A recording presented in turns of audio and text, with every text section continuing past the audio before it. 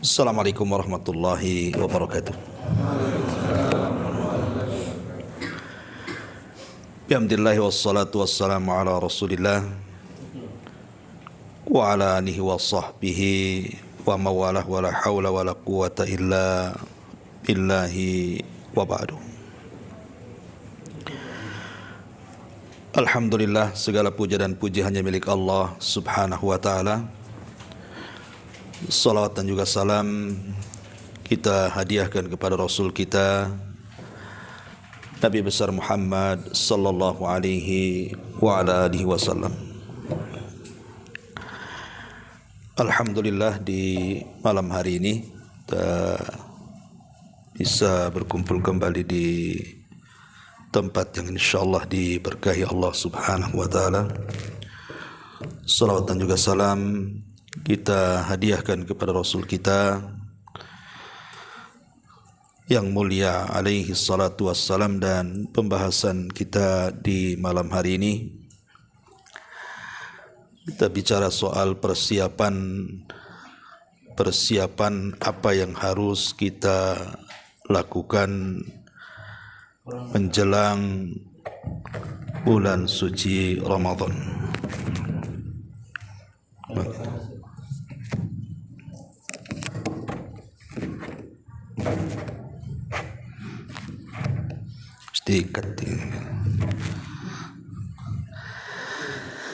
Ma'asyiral muslimin wal muslimat rahimani wa rahimakumullah. Kita tahu bahwa apabila masuk bulan Ramadan, kita tahu bahwa manusia terbagi menjadi 3 kelompok. Pertama yang disebut dengan zalimu li nafsi. Ada orang-orang yang menghadapi Ramadan itu disebut dengan zalim li nafsi. Dia menzalimi dirinya sendiri. Artinya kedatangan Ramadan bagi dia seolah-olah bulan biasa, bukan bulan yang dianggap mulia. Sehingga kedatangan Ramadan itu tidak bahagia bagi dia. Yang ada justru malah rungsep hatinya. Kemudian kelompok yang kedua adalah kelompok yang muktasid, tengah-tengah, di mana dia masuk bulan Ramadan, dia berpuasa layaknya orang-orang yang berpuasa. Dia juga tarawih layaknya orang-orang yang ikut tarawih dan begitu seterusnya. Tetapi dia melakukan itu hanya sekedar adat istiadat saja. Ya memang masuk Ramadan ya harus puasa, harus tarawih, baca Quran. Orang seperti ini masih mendingan kan itu. Tetapi orang-orang seperti ini tidak mendapatkan keistimewaan Ramadan. Lah kelompok yang ketiga inilah yang disebut dengan sabiqum bil khairat. Orang-orang yang berlomba-lomba mencari kebaikan. Di mana sebelum Ramadan dia sudah senang. Bahkan berdoa kepada Allah Azza wa Jalla kalau bisa dia mendapati Ramadan. Dan dia sudah merancang tuh. Nanti kalau bulan Ramadan dia akan menghatamkan Al-Quran sekian kali hatam, melaksanakan qiyamul lail dan begitu seterusnya. Inilah kondisi kaum muslimin apabila menghadapi Ramadan. Ma'asyiral muslimin yang dimuliakan Allah Azza wa Jalla, tentu kita ingin mendapatkan kelompok yang ketiga yang disebut dengan sabiqum bil khairat. Ada beberapa persiapan supaya kita masuk Ramadan itu betul-betul bisa memanfaatkan bulan Ramadan. Yang pertama, al-isti'anatu billah. Meminta pertolongan kepada Allah subhanahu wa ta'ala. Supaya masuknya kita ke dalam Ramadan betul-betul bisa melaksanakan seluruh perintah Allah Azza wa Jalla. Dan kita setiap hari membaca kalimat iyyaka na'bud wa iyyaka nasta'in. Hanya kepadamu ya Rabb kami beribadah dan hanya kepadamu ya Rabb kami meminta pertolongan. Karena tanpa pertolongan Allah, hari ini saja atau malam ini saja antum tidak mungkin sampai di sini. Jadi sampai di sininya antum itu karena pertolongan. Makanya kalau masuk bulan Ramadan dari sekarang minta pertolongan kepada Allah agar kita bisa melaksanakan ibadah semaksimal mungkin di bulan Ramadan. Ini yang pertama. Yang kedua, at-taubatus shadiqah. Berusaha dari sekarang kita sudah memperbaharui taubat. Tentu taubat yang benar-benar taubat. Makna taubat yang benar-benar taubat artinya taubatan nasuha. Maklum ya, syurutut taubah, syarat-syarat taubat adalah meninggalkan dosa, berazam untuk tidak melakukan kembali, kemudian mengikuti perbuatan buruk dengan kebaikan, dan kalau itu berkenaan dengan hak manusia maka kembalikan. Mungkin kita pernah mengambil sesuatu, kembalikan kepada yang memilikinya, atau pernah mendolimi seseorang maka kita minta maaf. Ini yang kedua. Yang ketiga, musalahatun nas. Berusaha untuk baikan dengan orang yang selama ini bermusuhan dengan kita. Karena di antara orang yang tidak akan diangkat amalannya setiap pekan saja, minggu, Senin dan Kamis, itu dua manusia. Pertama, orang yang melakukan kesyirikan. Yang kedua, orang yang dalam hatinya ada syahna. Syahna itu artinya kedengkian dan kebencian, permusuhan antara sesama manusia. Jadi kalau kita punya musuh ya sekarang minta maafnya. Karena selama Ramadan kita akan berjumpa dengan Senin dan Kamis itu beberapa kali. Dalam sepekan kan mesti ada Seninnya, ada Kamisnya, mesti itu. Karena rugi kalau seandainya kita masuk Ramadan, kita sudah berpuasa, kita sudah tarawih, membaca Quran, masuk di hari Senin di bulan Ramadan tidak diangkat pula amalan kita, atau masuk di Seninnya pula tidak diangkat pula amalannya, kan rugi. 1 tahun kita menunggu Ramadan. Maka dari sekarang kita mengislah diri dengan orang-orang yang kita musuhi atau orang yang bermusuhan dengan kita. Ini yang ketiga. Kemudian yang keempat, at-tahallul minal madzalim. Berusaha untuk meminta dihalalkan dari orang-orang yang pernah kita sakiti, dari orang-orang yang pernah kita zalimi.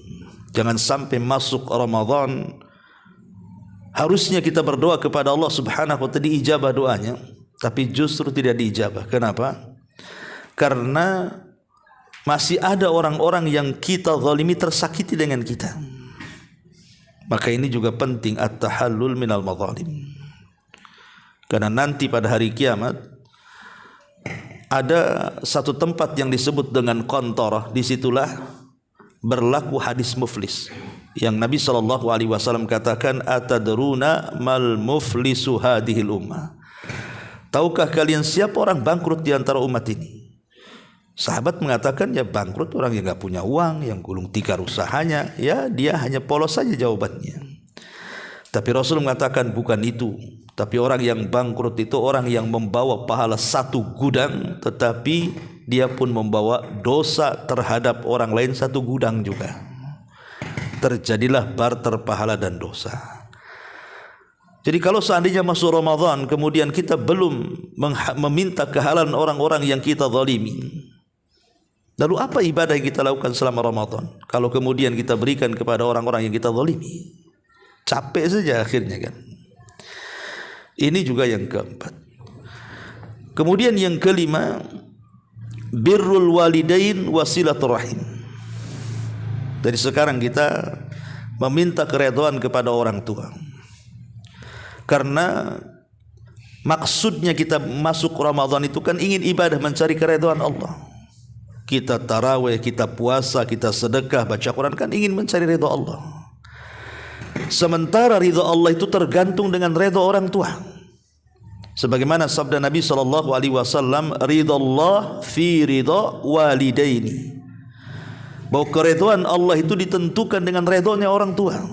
Tetapi sebaliknya kemurkaan Allah juga ditentukan dengan kemurkaan orang tuanya. Coba kalau seandainya kita masuk bulan Ramadan sementara kita masih bermusuhan dengan orang tua, tidak minta maaf kepada mereka, apa yang antum cari bulan Ramadan? Coba. Makanya sebelum Ramadan itu birrul walidain, silaturahim. Ini yang kelima. Kemudian yang keenam, at-ta'allum bi fiqhi Ramadan. Ini penting. Sebelum masuk bulan Ramadan itu harusnya kita sudah baca-baca tentang fikih Ramadan.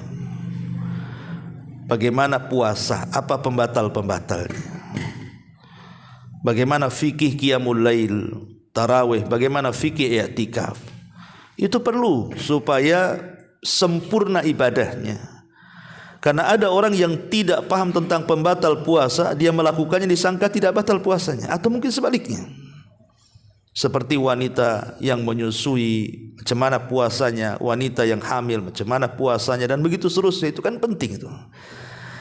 Karena ibadah dengan ilmu itu berpahala, tapi ibadah tanpa ilmu itu hanya capek belaka. Iya, dia beribadah, tapi karena dilakukan tanpa ilmu, ya tidak dapat apa-apa. Tapi kalau ibadah itu dilakukan dengan ilmu, dapat pahala. Nah, dari sekarang kita baca-baca. Sekarang Allah bukakan, coba di tangan antum ada handphone. Ya, kita bisa mendengar kajian-kajian asatidz kita atau membaca-baca makalah tentang fikih Ramadan. Ini yang ke-6. Yang ke-7, dari sekarang kathratul istighfar, memperbanyak istighfar. Karena Ramadan itu kan syahrut taubah, ikhwan. Ramadan itu bulannya taubat. Makanya disebut dengan syahrul maghfirah namanya. Bulan di mana ampunan Allah Subhanahu wa taala itu merata di bulan Ramadan. Dia bulan ampunan, ya. Maka biasakan dari sekarang membaca istighfar. Ketika masuk Ramadan, betul-betul kita masuk kepada bulan ampunan. Ini juga yang nomor 7. Yang nomor 8, an-niyatu as-salihatu li a'mali salihati. Dari sekarang kita tanamkan niat yang baik. Atau dengan kalimat lain, dari sekarang kita sudah punya program lah bahasanya, ya. Oh, nanti bulan Ramadan insyaallah saya akan menghatamkan sekian hataman. Makanya kalau kita lihat para ulama dulu seperti Al-Imam Malik rahimahullahu taala. Imam Malik itu kan setiap hari dia mengajar hadis di Masjid Nabawi. Tetapi kalau masuk Ramadan dia tidak mengajar lagi.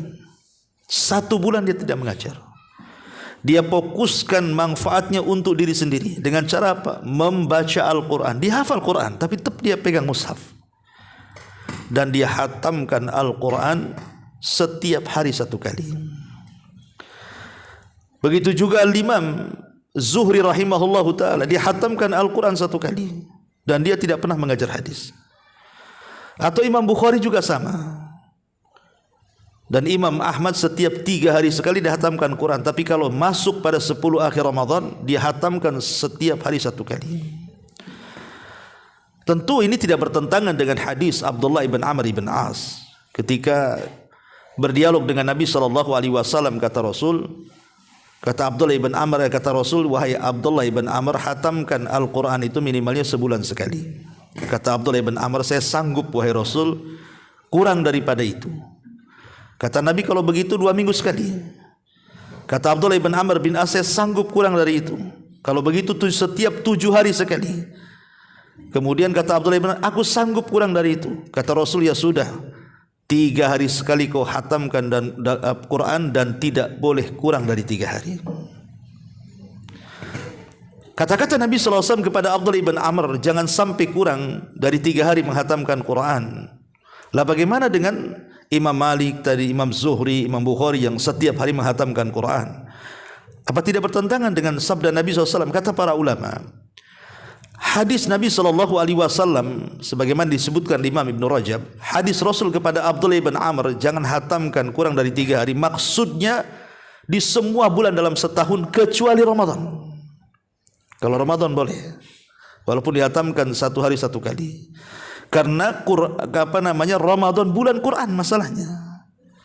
Jangan sampai di bulan Quran kita tidak menghatamkan Quran. Atau minimalnya jangan sampai bulan Quran kita tidak membaca Quran. Kan aib ya kawan, masa bulan Quran kita tidak baca Quran? Ini bulan Quran, ya. Maka dari sekarang kita punya semacam agenda kah? Kalau bisa ya minimal sebulan 1 kali khatam lah kan begitu. Masa tidak bisa kan itu? Kalau umpamanya kita ambil saja 1 hari 3 lembar selesailah itu, nggak sampai 1 bulan sudah khatam Quran. Ma'asyiral muslimin yang dimuliakan Allah Azza wa Jalla, intinya ada niat yang baik. Ada niat yang baik untuk melaksanakan tarawih, mencari tempat-tempat yang khusyuk gitu kan, yang imamnya mungkin lama dan begitu seterusnya, supaya kita lebih khusyuk lagi. Kemudian juga yang nomor berapa itu? Yang nomor 7. Nomor 9, as-sadaqatu. Dari sekarang kita sudah latihan sedekah.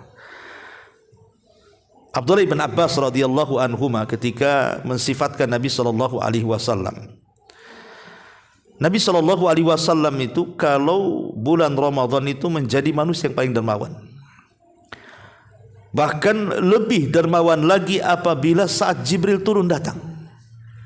Raja Al-Quran bersama Rasul itu seperti rih al-mursalah, seperti angin yang menghembus. Bahkan lebih daripada angin yang menghembus. Saking dermawannya Nabi SAW. Dan alhamdulillah kita lihat di bulan Ramadan kaum muslimin terbuka hati mereka. Makanya kita lihat orang-orang yang memberikan iftar, orang-orang yang berpuasa itu kan hampir di semua masjid ada. Coba kalau antum di hari-hari biasa Senin Kamis ke masjid cari iftar, ada enggak tuh? Enggak ada. Hanya di bulan Ramadan yang ada itu setiap hari. Bahkan hampir di semua masjid. Bahkan di semua perumahan itu malah dibagi-bagi sedekahnya. Nih gang ini besok ngasih iftar kan gitu ya. Dan itu luar biasa karena Nabi SAW yang mengatakan man fattara shaim kana lahu ajru shaim. Siapa yang memberi makan orang yang berpuasa, dia dapat pahala orang yang berpuasa tuh. Luar biasa gitu ya. Maka dari sekarang latihan bersedekah. Kemudian juga yang nomor 10, hifdhu as-salawat, menjaga salat.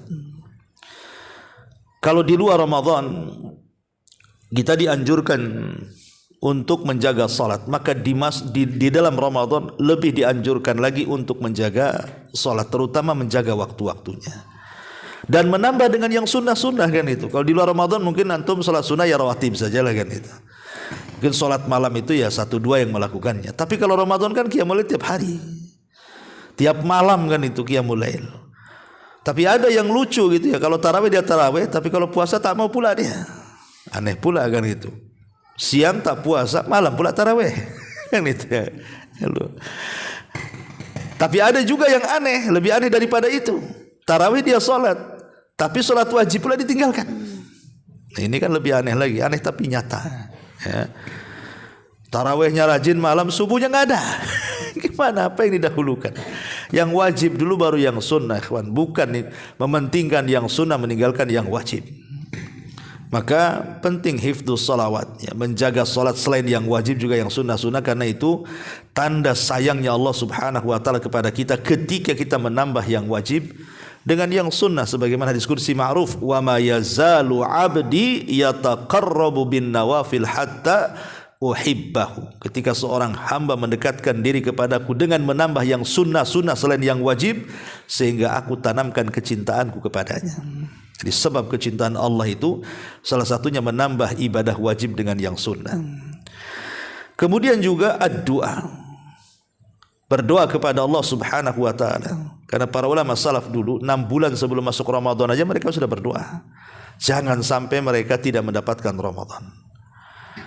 Apalagi kalau kita melihat konteks tentang kedekatan Allah saat kita berdoa itu terselip di ayat Ramadan. Ketika Allah Subhanahu wa taala mengatakan di dalam Al-Qur'anul Karim, wa idza sa'alaka ibadi anni fa inni qarib ujibu da'watad da'i idza da'an. Apabila hambaku bertanya kepadaku soal aku, katakan ya Muhammad, aku dekat. Akulah yang mengabulkan setiap doa orang yang berdoa kepadaku. Ayat ini terselip di ayat Ramadan. Ketika Allah Subhanahu wa taala berfirman, uhillat lakum laila syahrul ramadhan alladzi unzila fihi al-Quran, terus sampai kepada wa idza sa'alaka ibadi anni, kemudian di akhir ayat wa uhilla lakum lailatas siyam ar-rafathu ila nisaikum. Dia terselip di tengah-tengah ayat-ayat Ramadan tuh. Karena kata para ulama tafsir, kedekatan Allah Subhanahu wa taala dengan kita, setiap hari Allah dekat dengan kita apabila kita berdoa. Tapi apabila masuk Ramadan, maka Allah jauh lebih dekat lagi dengan kita maksudnya. Makanya bulan Ramadan itu syahrud doa. Bulannya kita memperbanyak doa. Dan ulama mengatakan jangan tinggalkan 3 waktu di bulan Ramadan saat berdoa. Pertama, saat antum berbuka puasa. Itu doanya mustajab. Yang kedua, saat kita makan sahur. Karena makan sahur itu tepat di sepertiga malam akhir. Dan di situ Allah turun. Dan Allah katakan, siapa yang minta ku kasih, siapa yang berdoa ku kabulkan, siapa yang minta ampun ku ampuni dosanya.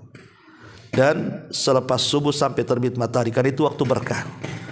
Yang Nabi SAW katakan, Allahumma barik li ummati fi bukuriha. Ya Allah, berkahi umatku di waktu paginya. Ya, maka persiapan Ramadan perbanyak doa. Kemudian juga termasuk at-takhallus min afatil lisan. Berusaha untuk dari sekarang ini menjauhi dosa-dosa lisan. Ya, jauhi, jangan sampai ghibah, namimah, berdusta, menghina, mencaci, memaki, semua dosa lisan. Karena ini yang menjadikan pembatal pahala puasa. Kata Nabi SAW, rubba sa'imin laisa lahul jaza illal ju'i wal atas. Berapa banyak orang yang berpuasa itu tidak dapat apa-apa kecuali hanya menahan lapar dan dahaga saja. Apa penyebabnya coba? Penyebabnya dia hanya berpuasa mengikuti kewajiban saja. Oh, puasa itu tak makan, dia tak makan. Puasa itu tak minum, dia tak minum. Oh, puasa itu tak melakukan hubungan, dia tak melakukan hubungan. Tetapi hanya sebatas ini. Dia tidak menjaga lisannya. Dia puasa tapi ghibah, dia puasa tapi namimah, dia puasa tapi berdusta. Maka ini sama dengan menghilangkan pahala puasa. Itulah yang disebut dengan qauluz zur. Kata Nabi SAW, "Man lam yada' qaulaz zur wal 'amala bihi falillahi an yada'a ta'amahu wa syarabahu." Kata Nabi SAW, siapa yang tidak bisa meninggalkan ucapan-ucapan yang berdosa, maka bagi Allah tidak akan menerima walaupun dia menahan lapar dan dahaganya. Ya, dari sekarang maka terbiasakan lisan itu hindari dosa-dosa lisan, intinya seperti itu. Kemudian juga at-takhallus min adatis sayyi'ah. Tinggalkan kebiasaan-kebiasaan buruk di luar Ramadan sehingga masuk bulan Ramadan itu sudah menjadi kebiasaan baik. Kebiasaan buruk, ya, berteriak-teriak, ngobrol sana sini, tidak ada faedahnya, kesana kemari, pokoknya tinggalkan hal-hal yang buruk, ya, supaya masuk Ramadan betul-betul menjadi pribadi yang baru. Kemudian juga ma'rifatus syarafi syahri. Untuk meningkatkan semangat kita menyongsong Ramadan adalah kenali bahwa Ramadan itu bukan bulan biasa. Tapi Ramadan itu bulan besar, bulan mulia, bulan hebat. Bulan di mana pintu-pintu sorga dibuka, bulan di mana pintu-pintu neraka ditutup, bulan di mana setan-setan diikat, bulan di mana pahala-pahala kita dilipat gandakan tidak ada batasnya. Ya, bulan di mana Ramadan ini ada satu malam yang kalau kita dapati ibadah kita sama dengan 83 tahun, sementara umur kita aja belum tuh sampai situ. Sebut dengan Lailatul Qadar. Bulan di mana mudah kita mendapatkan ampunan. Kata Nabi SAW, man shama Ramadanan, wa fi riwayatin man qama Ramadanan, wa fi riwayatin man qama Lailatul Qadrin imanan wa ihtisaban, ghufira lahu ma taqaddama min dhanbi. Barang siapa yang berpuasa, dalam riwayat barang siapa yang salat malam, dalam riwayat barang siapa yang menghidupkan Lailatul Qadar penuh iman dan mengharap pahala Allah, Allah gugurkan dosanya. Jadi supaya kita ini semangat ketika melihat bahwa Ramadan ini bukan bulan biasa, bulan mulia gitu ya, bulan banyak pahala. Orang kalau sudah mendengar pahala tentu akan semangat kan. Contoh umpamanya kalau antum umroh atau haji, mendengar bahwa di Masjidil Haram itu kalau antum sholat, 1 kali sholat sama dengan 100.000 kali sholat, kan semangat antum, senang ya. Atau sholat di Masjid Nabi sama dengan 1000 kali sholat di masjid-masjid yang lainnya. Atau ketika bersedekah dilipat gandakan sampai 700 kali lipat. Atau ketika membaca Quran 1 huruf sama dengan 10 pahala, kan senang kita kalau mendengar pahala itu kan. Lah Ramadan gak ada lipatannya ya kawan. Pahala di bulan Ramadan tuh gak ada lipatannya. Kalau itu masih ada lipatannya 100.000 kali kan gitu ya. Ini tidak ada. Kata Nabi SAW dalam hadis kursi, Allah berfirman, as-sawmu li wa ana azzibihi. Puasa itu untukku, kata Allah, aku yang akan membalasnya, tanpa menyebutkan berapa pahalanya. Dahulu di zaman Nabi SAW ada dua orang berkawan. Yang satu mati syahid, yang satu mati setelahnya, tapi tidak mati syahid. Ya. Abdullah bin Amr bin As kalau tidak salah bermimpi. Ketika kemudian yang mati syahid, kemudian setahun setelahnya kawannya juga mati tapi tidak mati syahid, dijumpakan di pintu surga.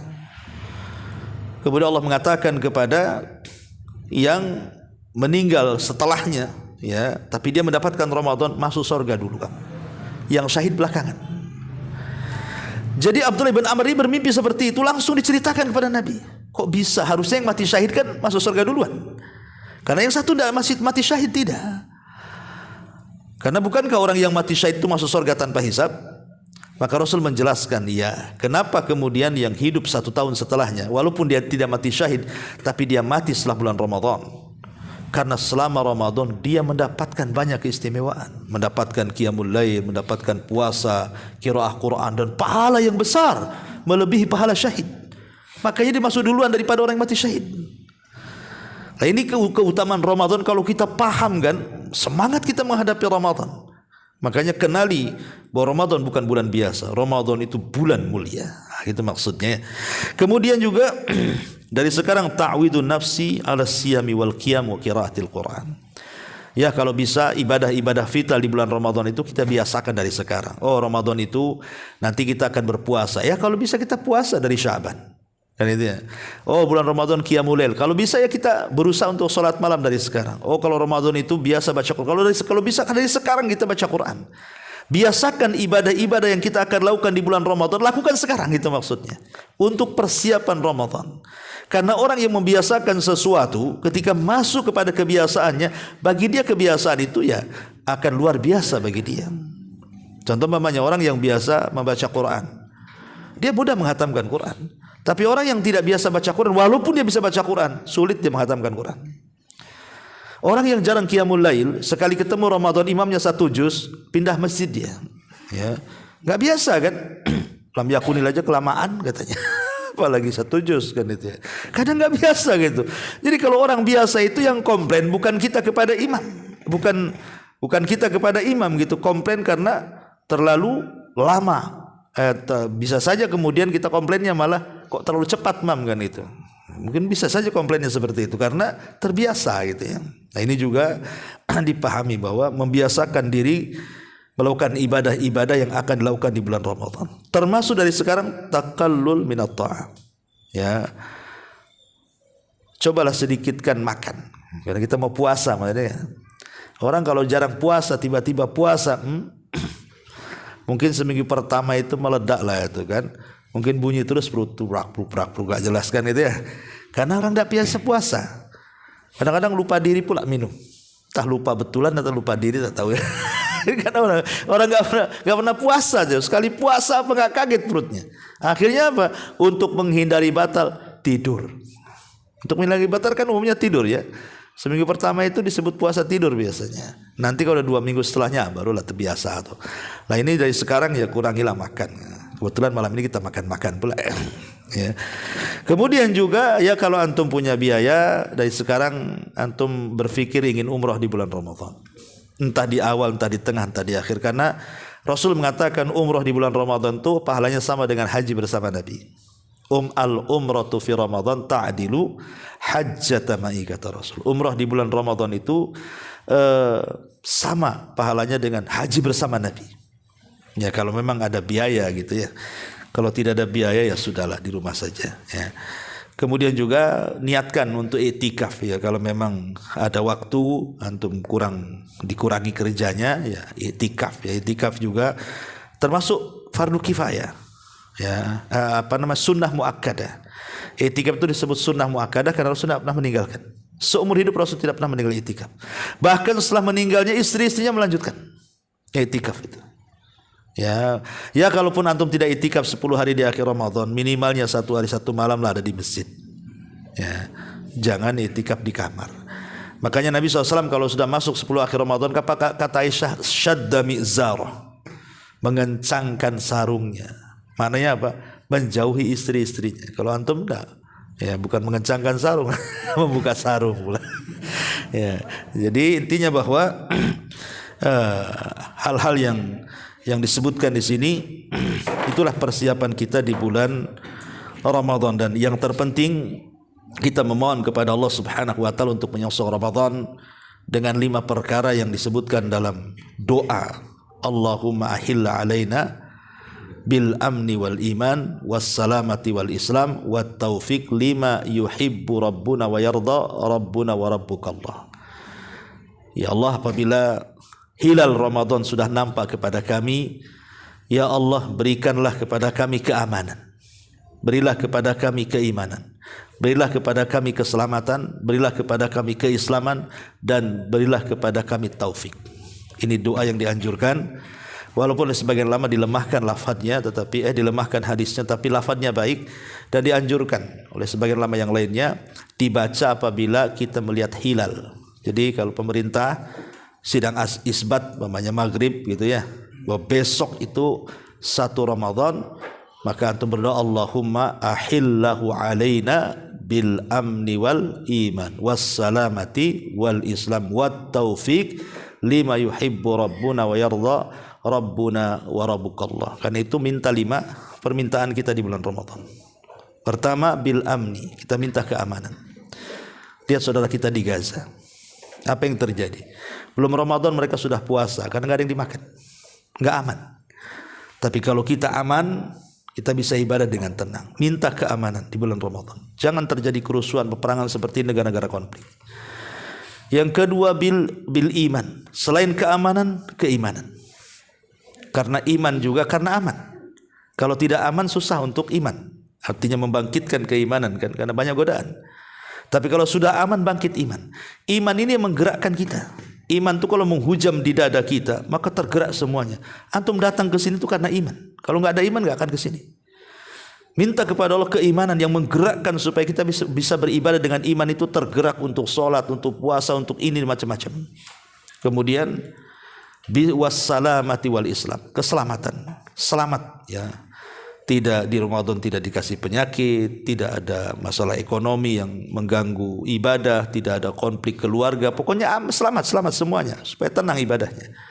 Kemudian bil Islam, ya, kita minta kepada Allah agar betul-betul kita bisa mengamalkan Islam dengan kafah di bulan Ramadan. Dan yang terakhir taufik, dan yang penting hidayah. Minta kepada Allah hidayah, karena hidayah itu yang membimbing kita dunia kita dan akhirat kita. Allahumma ahillahu alaina bil amni wal iman was salamati wal islam wat taufiqi lima yuhibbu rabbuna wa yarda rabbuna wa rabbukallah azza wa jalla. Wallahu a'lam bishawab. Ini nasihat kultum atau kulibas ya. Kalau kultum kuliah terserah antum. Kalau kulibas ya sudahlah, karena habis ini ada makan-makan. Saya ucapkan terima kasih. Insyaallah mungkin ini kajian terakhir. Kita ketemu setelah Ramadan ya. Ya Pak Jal ya. Insyaallah kita ketemu setelah Ramadan. Ya, bila ada kata-kata saya selama pengajian menyinggung antum, saya juga minta maaf. Subhanakallahumma bihamdika asyhadu an la ilaha illa anta astaghfiruka wa atubu ilaik. Allahu taala alam. Assalamualaikum warahmatullahi wabarakatuh.